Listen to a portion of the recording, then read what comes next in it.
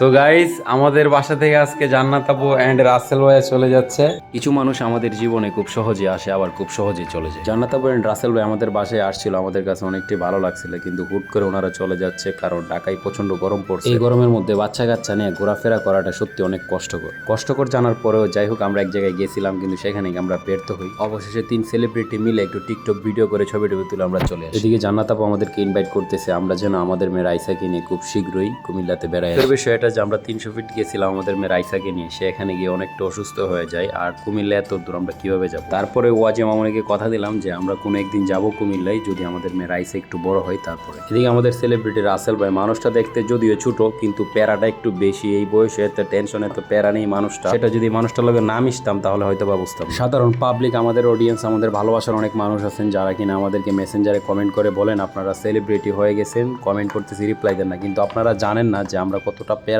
মধ্যে দিয়ে যাই। সেটা যদি কাউকে দেখানো যাইতো তাহলে হয়তো আপনারা বুঝতেন। যাই হোক গাইস, অনেক কষ্ট লাগতেছে ওনারা চলে যাবে। কথাই বলে কিছু মানুষ ক্ষণিকের জন্য আসে এবং ভালোবাসা বাড়ায় চলে যায়। ওনারা হচ্ছে এর একটা প্রমাণ। ওনারা আমাদের বাসায় আসছিল, বাসাটা সবসময় ভরা লাগছে, ওনারা চলে যাবে। সত্যি গাইস, আমাদের কাছে খুব খারাপ লাগতেছে, কিন্তু দুঃখের বিষয় হলো আমাদের মেয়ের আইসা যদি একটু বড় হয়ে যেত তাহলে হয়তো বা ওনাদেরকে জোর করে হলে আর 2-3 দিন রাখ, এমনকি আমরা ঢাকার আশেপাশে কোথাও ঘুরতাম। কিন্তু দুঃখের বিষয় এটা যে আমাদের মেয়ের আইসা ছোট, তাই ওকে নিয়ে কোথায় যাওয়া যাচ্ছে না। সো গাইস, সবাই আমাদের জন্য দোয়া করবেন, আবার যেন নেক্সট কোথাও ভালো কোনো আয়োজনে আমরা মিট করতে পারি ইনশাল্লাহ। ওনারা যেহেতু আজকে চলে যাবে, শিখা গেট থেকে তাকিয়েছিল আর জান্নাত আপু টাটা দিয়ে দিয়েছে, সবাই চলে যাচ্ছে।